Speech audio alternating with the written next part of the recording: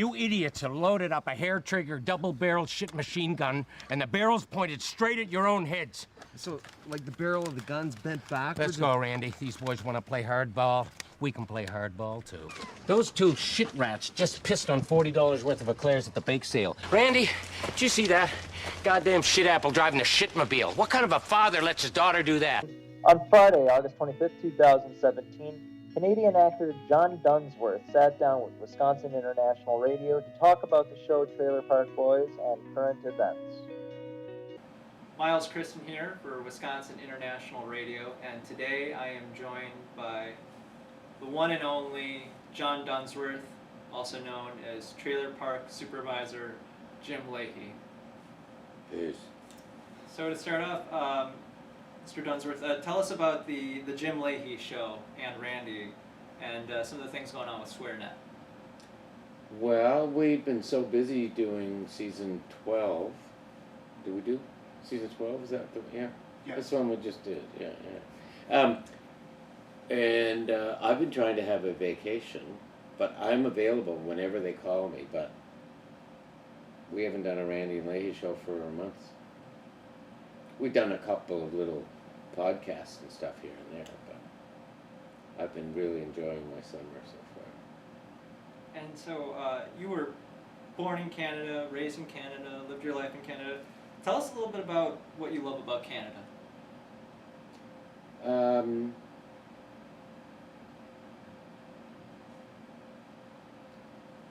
I wouldn't call me too nationalistic. I'm not a jingoist, you know, I'm not.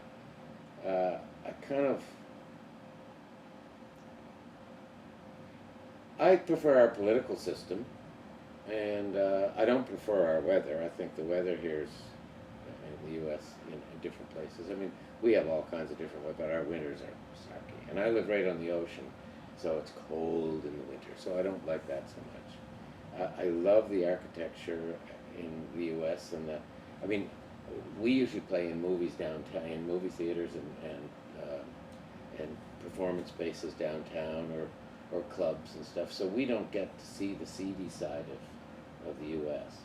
And I love this country, and I sort of bunch them both together. Canada and the U.S. are North America. Now there's you know, with Mr. Trump talking about rejigging free trade for. I mean, we have 10% of the population of the U.S. So if he rejigged, how much can he rejig to save how much? I mean, what an idiot. I'm sorry. Oh, no. In fact, let's go into that. Since the last time we talked, America elected a new president. Yeah. Your thoughts on that? Well, I just think it's silly. I mean, it's just ridiculous. I mean, most people voted against Hillary Clinton because they were made to hate Hillary Clinton for one reason or another. Some people had a genuine hate on for her for one reason or another. I mean, I saw her. I mean, nowadays, you know, I saw in the paper this morning somebody won $700 million, you know, on a lottery ticket. Someone else yesterday I heard won $400 million because she used talcum powder and caught ovarian cancer. I mean, what's money nowadays? I mean, it's a commodity. The crime is that a lot of people don't have any. And, I mean, there's a lot of talk about slaves now and about the South and Confederacy and Robert E. Lee and stuff. Well, the black people are still slaves, most of them. 50% of them are slaves to a system that is, I mean, it perpetuates itself. And it has for hundreds of years. So, I mean, things aren't going to change because people who are in control, and they don't want to give it up. What was the question? Oh, about Donald Trump. Oh, Your yeah. thoughts on him? Well, see, the guy was given a couple $1 million to start off with. If you give me a couple $1 million to start off with, I'm going to be a great filmmaker. Serious. I'll be as good as, you know. I've got a great amount. There's so much talent. There's so many people with so much to give. There's so much creativity in the world if it's allowed to flourish. But you know yourself, in school, if you want to be creative or a little bit innovative or different, you're slapped down. No, this is the right answer. Color inside the lines, my friend. It's the political system is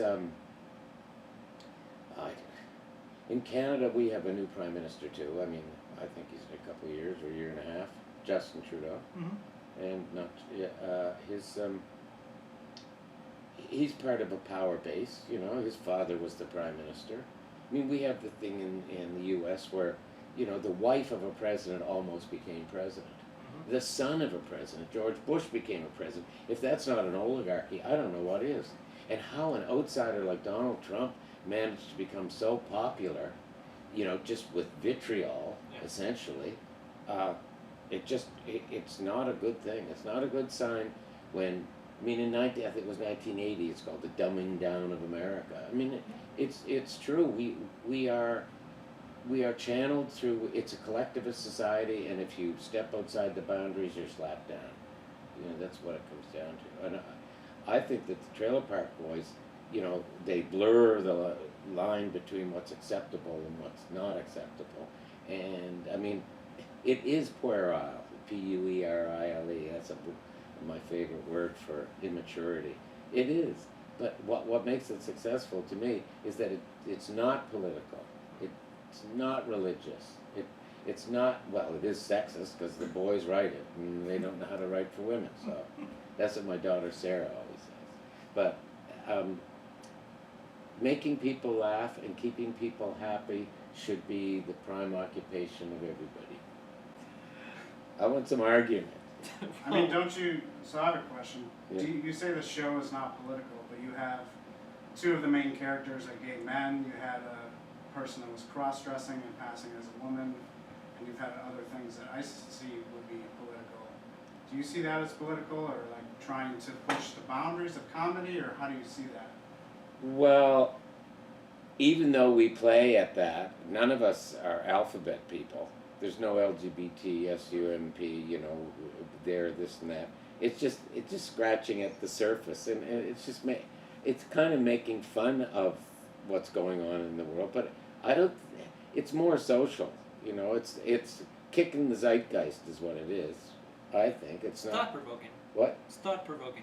I guess, but we don't really make fun of gay guys. No. No, except. You play a gay man, his assistant manager. But I don't play him like that. Yeah, exactly. And Randy and I, we don't kiss and stuff. Yeah. A little bit of huggy. Yeah. One thing you brought up last time we talked, you turned me onto a band called the Tragically Hip. I did? No, that wasn't me. Well, you told me about the band, and I started looking into it, and I've been loving it. I've been listening to a lot of their Maybe that concerts. could be Randers. Well, It's a Canadian band, is it? Yeah. Yeah, okay. No, your thoughts on the Tragically Hip and the role that they've played. Hello. This is Chipper. Chipper's our telling you to stay at the guy. table, You'll but- see Chipper Sorry tonight. for interrupting. No, you can take this table if you need it. No, Yeah. I might sneak that little fella, but your camera's on. I'll come back. Come Alright. right back. Chipper is an invaluable member of our. And there's Timmy. He's running the show. How's it going? Good. Sorry to interrupt. Oh no. But no, the Tragically Hip. We should have asked Chipper. Tragically Chip. Timmy knows about You the could ask Tragically me. Hip. Yeah. Who's with the Tragically Hip? Who's with them? What do you mean? Is that one of Bubbles' friends? Are they Bubbles' friends? They were, well, Rob and JP and Mike, they're in one of the hit videos. Yeah. A few years Oh, back, that's right? it. So they've been Oh, the pals. pizza delivering stuff? Is Yeah, that- yeah, yeah. They've been pals for a long time. So yeah. Neat. If I ask you, what are you from Canada? I am. What has the Tragically Hip done for Canada? I mean, what are the things they've been involved in? How big of an influence have they been in Canada? Wow. Having worked for them for a year, and growing up with them my whole life, wow, I don't know, I think they're just, one of the legendary bands of my time, for sure, like, I grew up. What's one of the songs? Bang, bang, bang. 100th Meridian, Blow It High Do, Cemetery Side Road, like, The 100th Meridian, I recognize thousands that, of yeah. them, thousands. Like I think they're for our era in Canada, like, the band. Like, they're the, like, you put on Tragically Hip for every Canadian that's, you know, my age and around that age, they would know every word.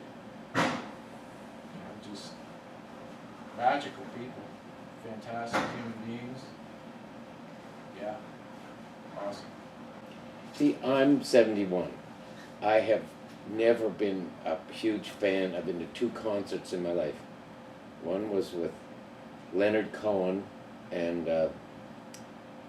Paid Paradise and Put Up a Parking Lot, Joni Mitchell, and in 1967. And the other one was with the Sting, or whatever that guy. Sting the musician? Sting the musician. I really like him. We went to see him and his band. Randy took me as a special treat, or Pat Roach. But I think I recognize the name 100 Meridian from, yeah, I do. And although I probably heard a lot of, you know, Tragically Hip stuff, I'm just not a musical kind of guy. I love the Beatles, don't get me wrong. And I love stuff like Scheherazade, Rimsky-Korsakov, you know, and I have wide-ranging tastes, but I like, my favorite piece of music today might be Shrimp Boats is a-comin', there's dancing tonight, you know, or Going Home, Going Home. You know what that's from? No. 1950s movie about an asylum and the guys are all sitting there. Papa's expecting me, Mama's waiting too. You know what I'm getting at? A little bit of... One of my favorite pieces of music is the Ballad of the Shape of Things. You remember last year a movie came out, or 2 years ago, and this woman who was not Meryl Streep, yeah, Meryl Streep played her. And she used to rent Carnegie Hall and sing songs, and she sang like that! And people thought it was a joke, and then people started sort of saying, wow, this is kind of neat. And it became a thing, and people used to travel from LA and New York to, where's Carnegie Hall? New York, isn't it? Yeah. Yeah. Anyway, they used to travel from all over the States to go hear her sing, and they packed the place every year. But she had a terrible voice. So music, to me, is kind of, it's hold a mirror up to the times. I mean, nowadays, there's so much music and going like this, and everybody doing that same old thing. And I wouldn't mind if I could understand the lyrics, but it's hard out of that. And well, some of them you can understand the lyrics because the same words over and over again. Give me a call when I'm a give me a call when I'm a idiot. I'm an old guy. I got a really bad temper, I guess. But I don't take myself that seriously. I just, for a moment I do, and then I take the opposite tack. So, where does Canada stand now on the legalization of marijuana? Are they moving towards it? And well, here's the thing. People know, law enforcers know, and medical people know that prohibition on whether it's alcohol or whatever it is doesn't work because it just spawns illegal activity. Yeah. And in the old days, so many of the politicians were in on it. Like, why did marijuana become illegal in the first place? Do you know why? To break up the jazz clubs. No. That was what happened, but why did they do it? Why? Because DuPont and... Oh, right. Yeah. They got Congress to change the law to make hemp illegal. Why? Because they had a new material and they wanted to put hemp, because hemp was used for clothing and ropes and all kinds of materials, and they wanted the market. So the same thing is happening right now all over the world, is that people are enforcing laws that keep the status quo. But in Canada, people are recognizing that safe injection sites for people who have opioid addictions or heroin addictions, they save people's lives and they save money in the long run. They save the healthcare system. I mean, I think that Canada is, it's only a little bit ahead of the States because you've got a half a dozen or more states here that condone marijuana and are making a lot of money, millions and millions of dollars. Yeah. Smart. There are dangers, and just like in school, when you go to school and they don't teach you that you shouldn't have a credit card. They don't tell you that credit card companies charge at the minimum 18%. That you can, if you can get credit with a credit card company, you could probably get it with the bank for under 5%. They don't teach you that. They don't teach you how to. They don't teach you that birds of a shit feather flock together. No, I mean they do in a sense, but they don't say, look, when you're going to get married, when you're going to choose your life partner, here's what you should be looking for. And I mean, right from the very beginning, they should be teaching those kinds of values that are that personally enrich the individual. What instead they teach collectivist values of stuff that is, who cares about? I mean, I still remember the War of 1812, for Christ's sakes. Who gives a bumble? Yeah? So my next question, now this might be a trade secret that you can't give Well, away. I have no secrets. Well, I want to know, because in the show... Can't tell you. Just kidding, tell you. In the show, there'll be scenes when you're drinking an entire bottle of whiskey. Yeah. What are you actually drinking? Coke. Coca-Cola? Coke and water. Coke and water. Now, here's the thing.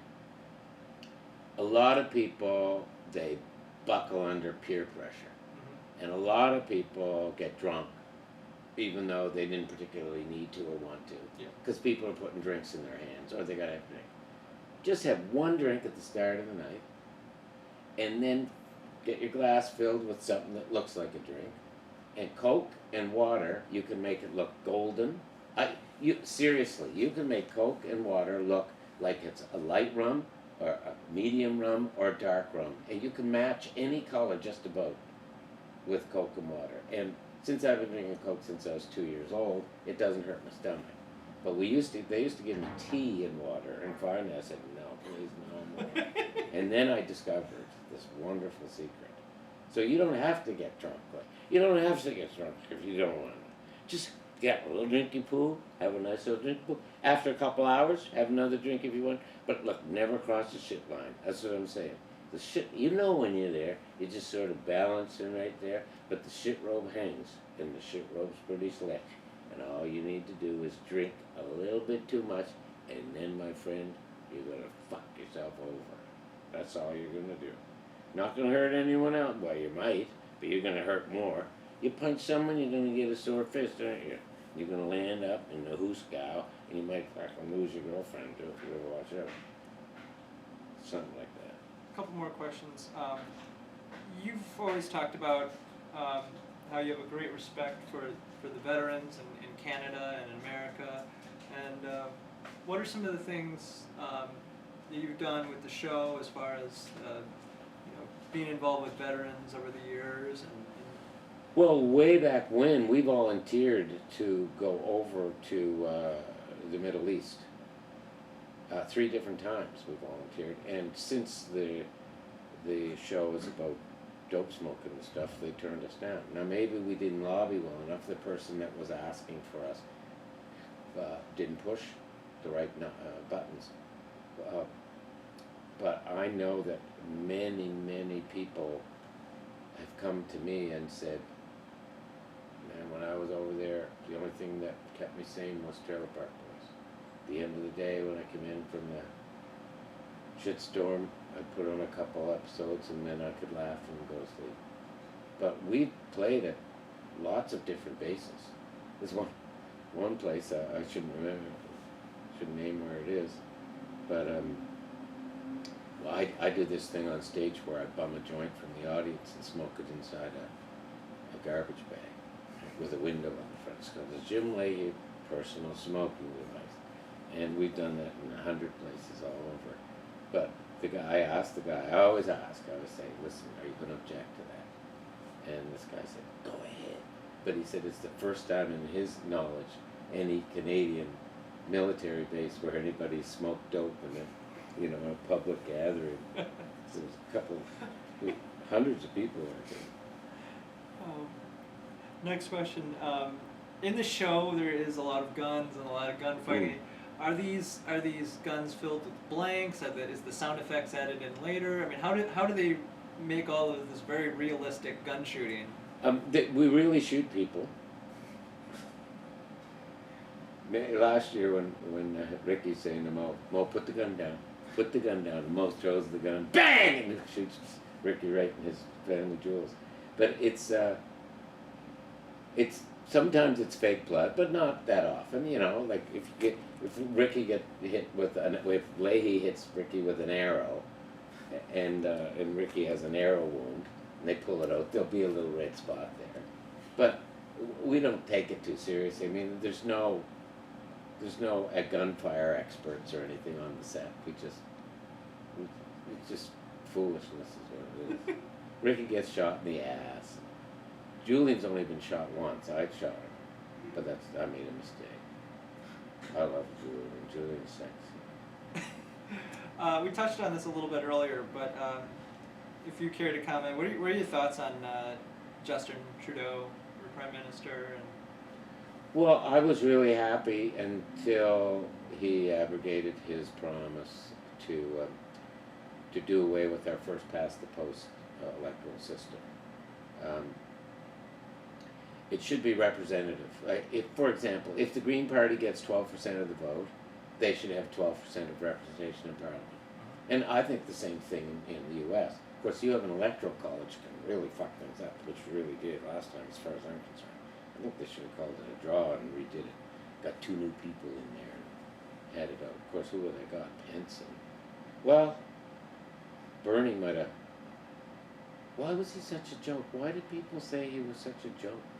He wanted education, he wanted infrastructure renewal, he wanted all the good things that we all say we believe in. The Democrats said they wanted to go with the safe candidate, and then their safe candidate lost, whereas Bernie would have most likely won the election. Absolutely. It's called karma. So in Canada, it seems like there is a bigger representation from third and fourth political parties. We have 3 political parties. We have Liberals and Conservatives and the New Democratic Party. I actually ran for the NDP in the 80s. I was a political candidate. And I only did it because they asked me. And at that time I was doing theater and... I remember seeing the video of you actually going door to door, I yeah. think. It was called John Dunsworth, the Candidate. Yes. And I never said no. Like people said, can you coordinate our high school drama festival? Yeah. You know, can you do a voiceover for our commercial? Yeah. Can you do a CBC radio? I couldn't afford to turn anything down. I had a young family and I was trying to make as much money as I could, so I never said no. And I don't know why I ran. I mean, any fool would know that I wouldn't stand a chance. But amazingly enough, 25 years later, the NDP did get elected in Nova Scotia. But the guy they elected was a numbskull. I actually had a meeting with him and begged him, because I'm involved with anti-gambling, keep it in the casinos, don't put it in the taverns, right? Because Because Ray will spend all the liquor money. yeah, and I actually have spent thousands and thousands of dollars on gambling machines, personally. I didn't spend rent money or food money, but the thing that trigged me was my brother-in-law stole $500,000 from my wife's family, and I just thought, this is ridiculous. And then I found out that that was the story, that all the money, 70% of all the money that they get through video lottery come from addicts, and that there's 5,000 people a year who kill themselves in Canada. Can you imagine how many in the States? From addiction. So the government's building roads and doing their skullduggery on the deaths of people who are addicted to gambling. And the first thing that a politician says is, do no harm. And that's harm. Yeah. I forget what the question was. Oh yeah, the 3 political parties. They're all the same because they all want to stay in power. There's no long-term planning, because it's not politically correct to say, if we do preventative medicine now, we're going to save money down the line. What they want to do is right now cut the healthcare workers.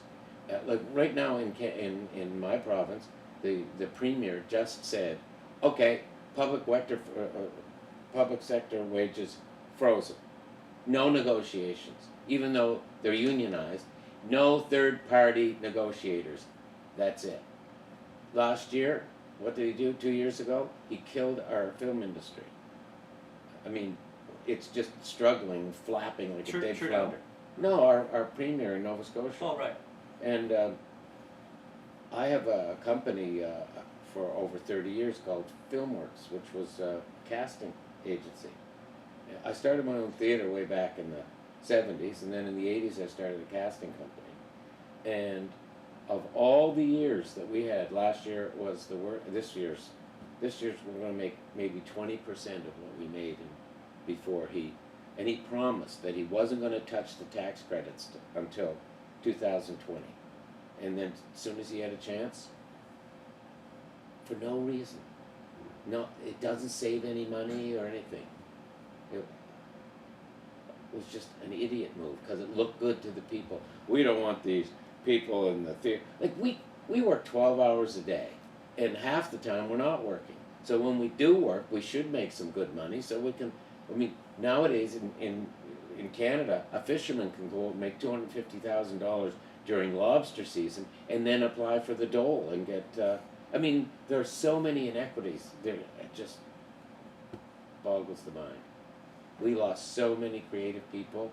They moved on to other things. I had two of my daughters were involved in the film industry. They've gone back to school now because there's no jobs. Maybe it's good they went back to school, but that's a scam too, isn't it? Can be. Well, my last question. You've been an actor for many, many years, decades.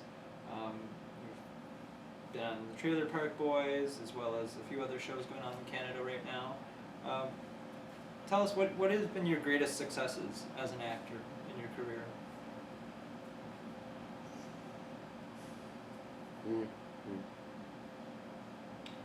Well, first thing that pops in mind is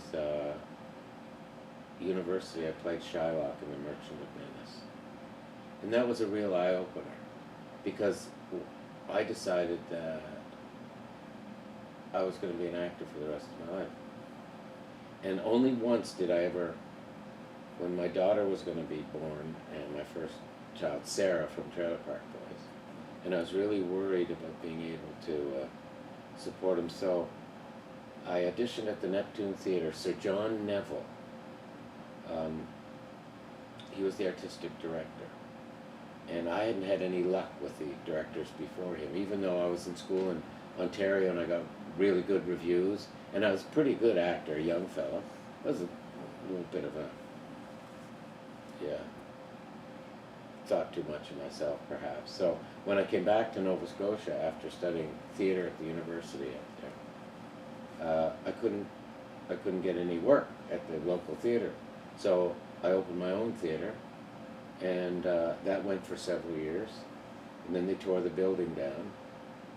And so I'm floundering, I'm doing this and that and the other thing. I'm doing, commercials and stuff like that. And I went and auditioned for Neville, and he seemed so, it was very British, wonderful British gentleman. And I knew I fucked that one up too. So I took a real estate course, and I started a week late, and I got the highest marks in the class, which is the first time in my life I ever did anything like that, because I never graduated from anywhere, including university or high school. And I went out and I sold my first house, and then Neville called me in and said, I have a part for you in Les Canadiens, which was a really neat Canadian thing about the Montreal Canadiens. And I had about 6 parts in that, 6 small parts in that. And when he called me in, the next stop I made was I took my little real estate bag back to the office, and I said, see ya. Now, I don't know why I was so confident or so hopeful, I suppose, on the basis of that, because the next time he called me was to play a guy in The Night of the Iguana, and I was the guy carried the baggage on stage, and I peed on the baggage or something. I turned it down. I sent him a note and saying, it was a come down, and which was the stupidest thing a guy could ever do. I mean, because he was doing it as a favor, because he had no other parts for me, but I didn't look at it that way. And lo and behold, he still hired me after that. I even got to direct. I've directed a lot of plays over the years as well. I forget what your question was. Oh, just your greatest successes as an actor. Well, I like directing too, and I directed a couple trailer parks, and I directed a dozen Gilbert and Sullivans, comic operas. I think my success is that I've been able to keep working, period.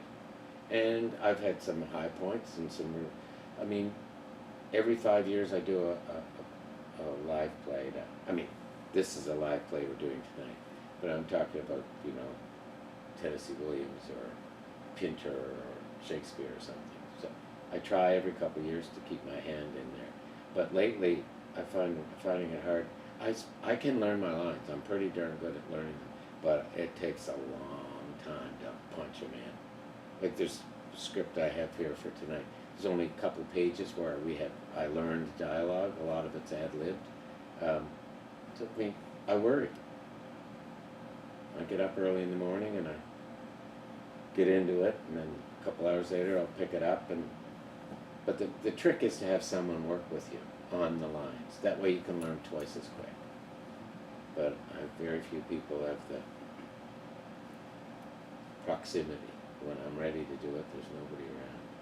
But I like to go down in a building. I do stonework now. Have you ever seen my video? Yeah, in fact, somebody who knows somebody who opened for you and Pat last year in Green Bay, a guy named Brendan, I believe, mentioned that you do a lot of work with granite. Yeah.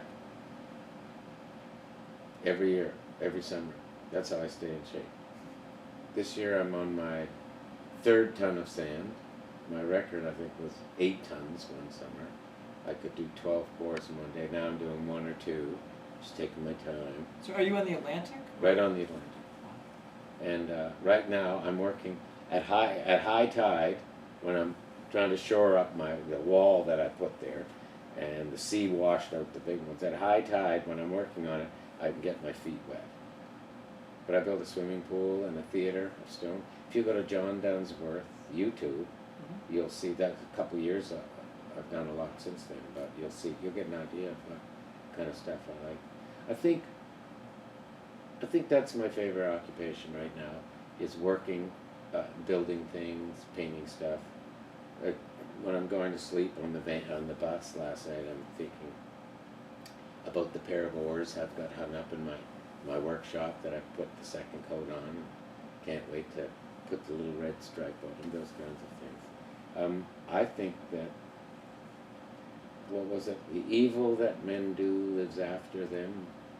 The good is often interred with their bones.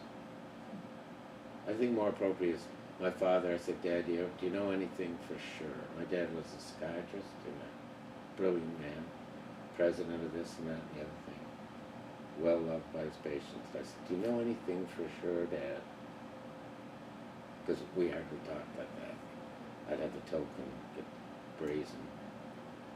He was really anti-marijuana, big-time spokesman. He said, well, so when you're dead, you're dead. But you're not quite so dead if you contribute something. So I'm trying to make stuff for people to use after I'm gone. That's what and not trailer park and not a play or a movie. Because I got sidetracked there for a bit because I was doing theater and having a great time, and I had my own theater and I was in demand as a director, and I decided that, when a play is finished, it's finished. And you got a review, whether it's good or bad, or several reviews, and you have some photos. But I didn't have many memories because my memory isn't that good. And I thought, wouldn't it be nice to have a shelf in my library with all the movies that I've been in? That would be something, because I can forget. I don't have to remember. I can just pull it down, and I'll remember all those people and places and good times. And that's why I opened a casting company, so I could get some work, because movies would come to town, but they'd bring all the actors with them. I belong to the ACTRA, which is our Association of Canadian Television and Radio Artists, and they gave me a lifetime membership, so I don't have to pay dues, because I helped to establish the film industry in Nova Scotia, which I told you the Premier just dismantled. At any rate, my proudest achievement is staying busy. Thank you very much. Thanks. All right, thank you for watching, everyone. Yeah, thank you for watching. And don't forget, everything comes to he who waits, as long as she works like hell while she's waiting.